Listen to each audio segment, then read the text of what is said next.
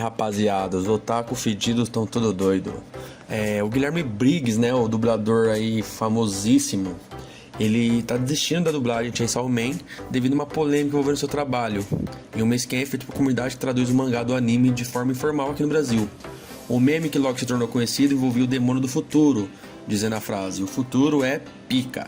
Embora por envolver um jargão bastante conhecido aqui no Brasil, a palavra de alto e baixo calão não seria bem aceita na dublagem oficial.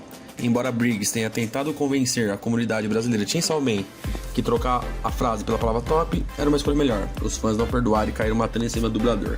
O que você acha disso, galera? Dê sua opinião aí nos comentários. O futuro é show, o futuro é show.